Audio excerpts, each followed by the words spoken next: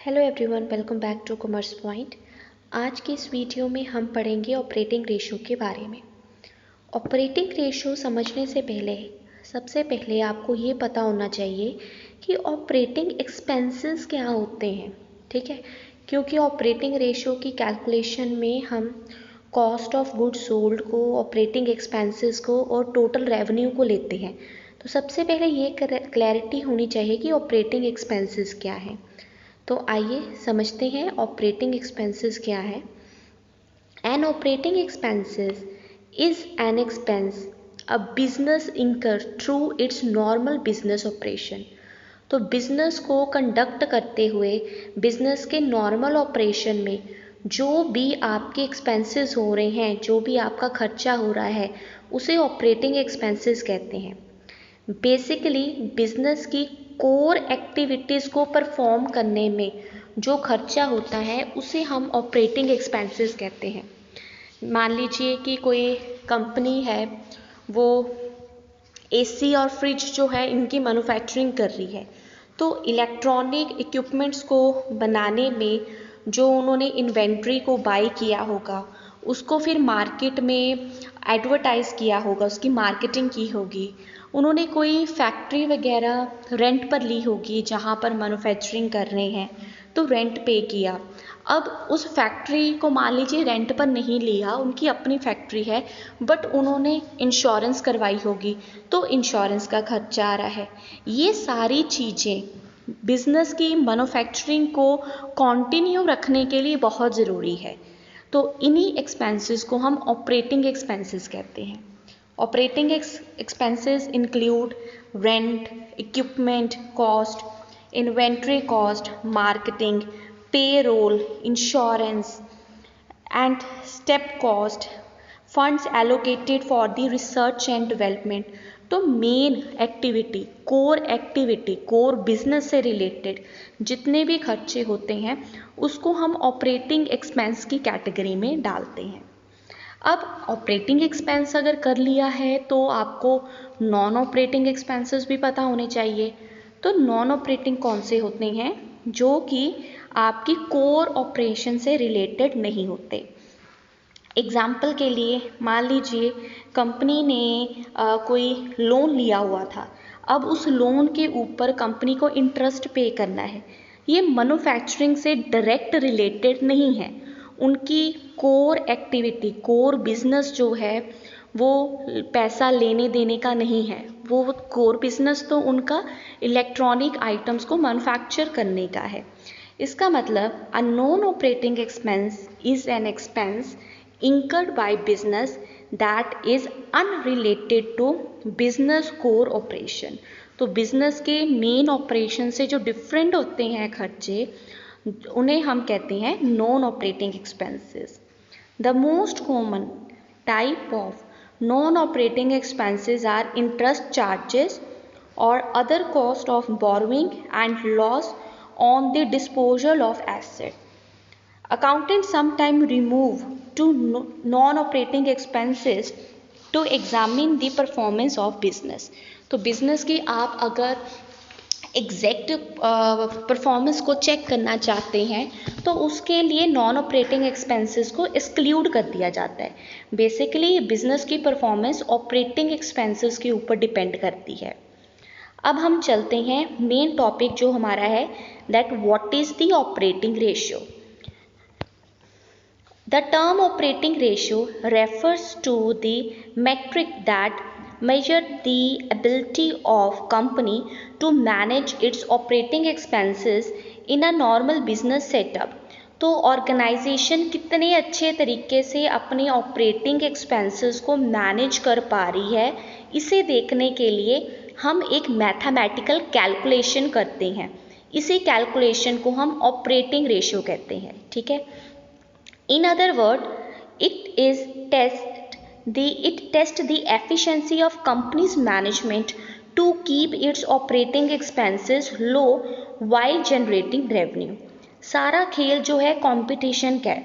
अगर आप अपने कंपटीशन को कंट्रोल में रखना चाहते हैं, अपने कॉम्पिटिटर से आगे निकलना चाहते हैं, उसका एक ही तरीका है, आप अपने प्रोडक्ट के प्राइसेस को नहीं बढ़ा सकते। आप क्या कर सकते हैं, प्रोडक्ट के ऊपर होने वाले खर्चों के ऊपर कंट्रोल कर सकते हैं। प्रॉफिट जो है, आपका जो प्राइस है, वो तो आपने सेट करना है अपने कॉम्पिटिटर को देखकर, अपने कस्टमर को देखकर, कस्टमर कितना पे कर सकता है। आपके हाथ में क्या है, आपके हाथ में है खर्चा, कॉस्ट। कॉस्ट कौन सी, ऑपरेटिंग कॉस्ट की हम बात करते हैं। So the operating ratio is also known as expense to sale ratio, and expenses can either be individual expenses or the group expenses। तो हमने क्या करना है, ऑपरेटिंग रेशियो जो है वो कैलकुलेट करनी है cost of good sold, operating expenses इनको कंसीडर करके। अब कॉस्ट ऑफ गुड सोल्ड में क्या इंक्लूड होता है, इसमें सारे आ जाते हैं आपके direct cost, direct expenses like manufacturing expenses और रॉ मटेरियल को बाय किया, लेबर और वेजेस से रिलेटेड एक्सपेंसेस, ये सारे एक्सपेंसेस इसमें इंक्लूड हो जाते हैं, right. And the second one we have, that is the operating expenses, and operating expenses include all the indirect cost of production like selling expenses, distribution expenses, office expenses, administration expenses. ठीक है, सारे indirect खर्चों को हम operating expense की category में डाल देंगे और सारे डायरेक्ट खर्चों को कॉस्ट ऑफ गुड सोल्ड की कैटेगरी में डाल देना है। इन दोनों को फिर ऐड कर लेना है। ऐड करके अब आपके पास क्या आ गया, आपके पास अब आ गया total expenses, right. Total expenses को डिवाइड कर दो टोटल रेवेन्यू के साथ, तो आपके पास आ जाएगा operating ratio, right? So operating ratio is a mathematical calculation which help us to know exactly whether company is able to control its operating expenses or not. Basically management की efficiency को check करेगा। अब जब भी हम ratio calculate करते हैं, एक बात हमेशा हमारे दिमाग में आती है कि लो रेशियो अच्छी रहेगी कि हाई रेशियो अच्छी रहेगी। अगर मैं स्पेसिफिकली ऑपरेटिंग रेशियो की बात करूं तो लो रेशियो जो है वो बेटर रहती है। मतलब कि अगर ऑपरेटिंग रेशियो कम है, इसका मतलब ये है कि मैनेजमेंट बहुत एफिशिएंटली अपने खर्चों के ऊपर कंट्रोल कर पा रही है। और अगर ऑपरेटिंग रेशियो हाई है, इसका मतलब कि ये फेवरेबल सिचुएशन नहीं है बिजनेस के लिए, मैनेजमेंट खर्चों के ऊपर कंट्रोल नहीं कर पा रही। अब आपको एक सिंपल न्यूमेरिकल करवाती हूँ जिससे आपको ये टॉपिक और अच्छे से क्लियर होगा। ओके, सो हमारी जो ऑपरेटिंग रेशियो है वो किसकी इक्वल रहती है, cost of good sold plus operating expenses divided by revenue, right. मान लीजिए एक सिंपल वैल्यू लेती हूँ, कॉस्ट ऑफ गुड सोल्ड, कोई प्रोडक्ट बनाने में कंपनी को खर्चा आया 50,000 का, ठीक है, डायरेक्ट एक्सपेंसेस, और बाकी जो एक्स्ट्रा ऑपरेशनल एक्सपेंसेस हैं वो है कंपनी के 5,000, राइट। टोटल कितना हो गया आपका खर्चा, टोटल खर्चा हो गया आपका 55,000 का। मान लीजिए कि उसको कंपनी ने सेल कर दिया 1 लाख के ऊपर, ठीक है, तो टोटल रेवेन्यू कितना हो गया कंपनी का, 1 लाख का, ठीक है। डिवाइड कर दो 1 लाख के साथ, तो आपका ये कितने परसेंट आ गया, 55%, राइट। तो कंपनी की हम कहेंगे ऑपरेटिंग रेशियो, ऑपरेटिंग रेशियो कितनी आ गई, that is 55%, right. Operating ratio is equal to cost of good sold plus operating expenses divided by total revenue. तो कॉस्ट ऑफ गुड सोल्ड है 55,000, operating expenses 5,000 divided by 1 lakh rupees, that is the total revenue, तो 55% आ गया।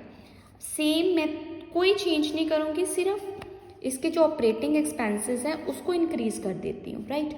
मान लीजिए कि company के cost of good sold 50,000 ही है और उसके ऑपरेटिंग एक्सपेंसेस 5,000 से इंक्रीज होकर 10,000 हो जाते हैं, ठीक है, डिवाइडेड बाय 1 लाख। तो ये कितना आ गया हमारे पास, 60,000 डिवाइडेड बाय 1 लाख, राइट। सो इसको हम कितना आ गया, इसको 0 ही रहने देते हैं, ये कितना आ गया 60%। तो अब देखिए ऑपरेटिंग एक्सपेंसेस 5000 से अगर 10,000 हो जाते हैं तो ऑपरेटिंग रेशियो हमारी 55% से 60% हो जाती है। इसका मतलब कि खर्चे बढ़ जाते हैं। खर्चे बढ़ना एक फेवरेबल कंडीशन नहीं है। इसका मतलब कंपनी को जो प्रॉफिट्स हैं वो कम होंगे क्योंकि उनके खर्चे ही बहुत ज़्यादा हैं। इससे शो होता है कि ऑपरेटिंग रेशियो अगर कम रहती है तो हमारे लिए एक फेवरेबल कंडीशन है, ठीक है। तो हमेशा प्रेफर किया जाता है कि कंपनी की ऑपरेटिंग रेशियो वो मिनिमम हो। आई होप आपको ये वीडियो अच्छी लगेगी। अगर वीडियो अच्छी लगे then don't forget to subscribe Commerce point.